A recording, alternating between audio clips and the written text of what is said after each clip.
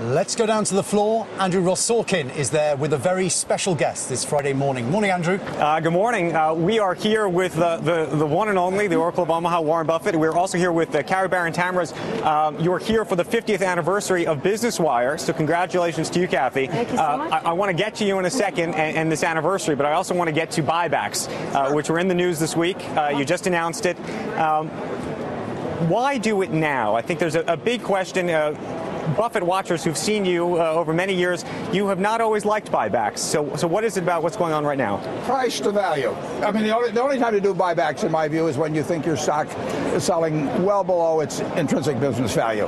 And we've talked about that in many annual reports over the years, and we haven't had very many opportunities to do it. Now we think that... Okay, so you've instituted the program, but the big question that viewers want to know is, have you actually started buying yet? We actually have. You have started buying yet? Okay. Yeah. And how much can we expect for you to buy? I know you said that you wanted to keep a $20 billion kitty at all times. You have about $40 billion on hand right now. Yeah. Well, we don't have quite that much, but the cheaper it is, the more aggressive generally we will be in terms of buying. It's just like buying any other stock. And how much have you bought so far? We only got the paperwork done yesterday. Okay. And what does this say, and then I want to get to Kathy, what does this say more in a larger picture about your ability to find elephants? You always talk about your That's your what I'm looking finger. for. Yeah. No, I know that, but in terms of moving money into your own stock, does it mean that you're not finding the same kind of opportunities right now, given the markets? We find opportunities periodically. I mean, we did the B of A deal. We did Lubrizol. We put almost $9 billion in Lubrizol. We just announced yesterday a $400 million acquisition for an insurance company, just yesterday. We bought, in the last quarter, the current quarter, we bought net $4 billion of common equities, which was similar to the total amount we bought in the first half. The cheaper stocks get, the better I like to buy them, whether it's our stock or somebody else's. So we should still see you make a big deal, and this is not the buyback is not an announcement that you're taking money into your own stock. No. Okay, Kathy. Mr. Buffett bought your company in 2006. You've lasted 50 years through all sorts of different business cycles, and yet we're living now in the age of the internet and Twitter, and the SEC has now told companies that they can actually put their press releases up online. What do you do to defend your business and, frankly, to grow your business in this environment? Well, actually, our business is growing in this environment. We also are creating websites for companies that want to put their releases online, but that's not the way to put out breaking news, and that's what we do at Business Wire. And as long as we can push that news out to the investing public, I think it's the best way to go. If I want to know what's going on at Bank of America, I do not want to have a website tuned to that all day. I want to get it instantly from CNBC, and the way they'll get it is, is from Business Wire. I would be remiss if I didn't mention that one of the other reasons you're in town is for this Obama fundraiser tonight at the Four Seasons. Yeah. And I wanted to ask you specifically, so many people in the business community say that the president is anti-business. Do you believe he's anti-business when you think about his rhetoric, and why not? Oh, well, rhetoric and policies, by the way. There's so many people who say... I mean, he took action to save General Motors and Chrysler. I mean, he backed programs that have kept the banks around and in the process rejuvenate the economy. He knows, and he knew it 10 years ago. Be president of the United States, particularly the second term, you better have business doing well, and he wants it to do well. The talk of higher taxes and more regulation, you don't think is creating more uncertainty in the business community? I don't. What do you tell the CEOs who talk to you about this? I don't have any uncertainty. We are investing at Berkshire a record $7 billion in plant and equipment this year. Never before that much. 90+% is in the United States. We're seeing our businesses doing well. Business is coming back in the United States. Okay, let's talk about the Buffett rule for a moment. Talk about how it came about in terms of the White House getting in touch with you and you putting your name to this. Well, Gene Sperling called and said, "Can we use your name?" And I said yes. Are you happy you said yes? Sure. I mean, I wrote about it. But are you happy with the way it's been described? Is the program that the White House has presented $1 million and over your program? Well, the precise program, which will... I don't know what their program will be. My program would be on the very high incomes that are taxed very low, not just high incomes. Some guy can make $50 million a year playing baseball. His taxes won't change. Make $50 million a year appearing on television. His income won't change.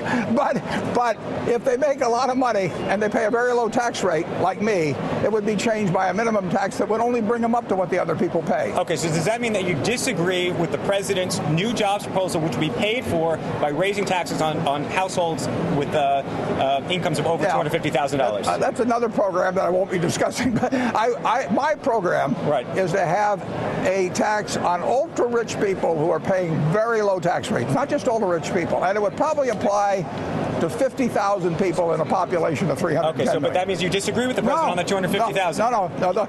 You may disagree with him. I don't know. I'm asking. So you agree the $250,000 is the right number? I will look at the overall plan that gets submitted to Congress and which they are voting on, and decide net, do I like it or do I not like it?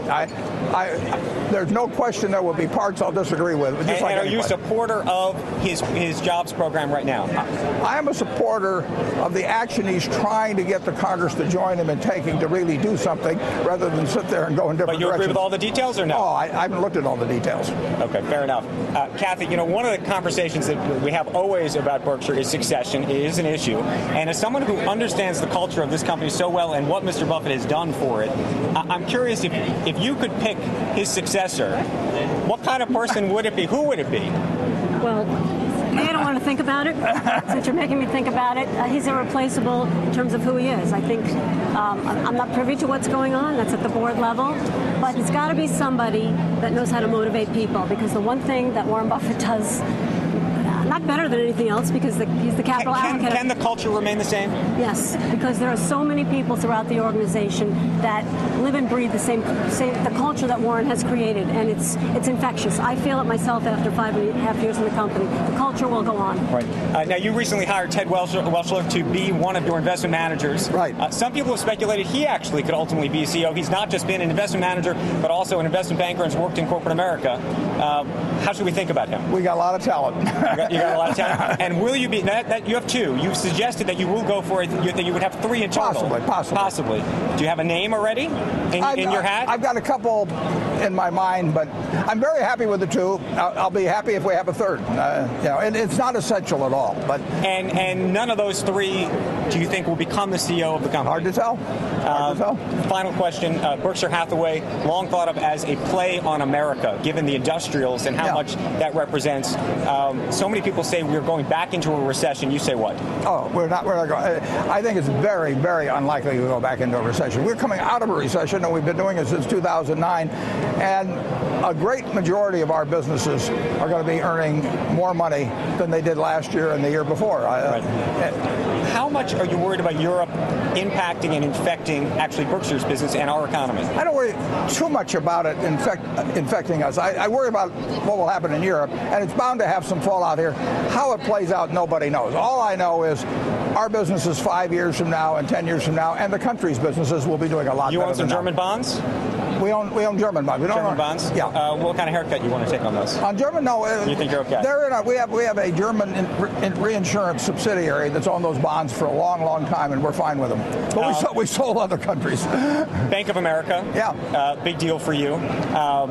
Brian Moynihan, since you made your investment, a lot of things have happened there. Did you expect those things to happen the way they have in terms of layoffs and everything else? I expected him to clean up a lot of the problems from the past, and they're going to take a long time to clean up. I mean, 2 years from now and 3 years from now, you'll still see some headlines. And your bet is that the company not only survives but thrives, Sure. Or you're just making a bet that it sticks around and you're going to get your dividend? It's a great underlying business. It's a fabulous underlying business, but it's got a lot of problems from the past. Brian didn't create those. He has to clean up the mess. But I've been in those kind of situations before. Fair enough. Warren, thank you so much. Okay, thank you. Kathy, congratulations on 50 years. Let's hope there's 50 more.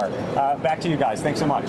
So Andrew, has he invited you to the dinner tonight? I have not been invited. Warren has not invited me. Am I invited to the dinner tonight? No. I don't know how much that plate costs, though. Get out your wallet here. Yeah, I got to get my wallet out. So.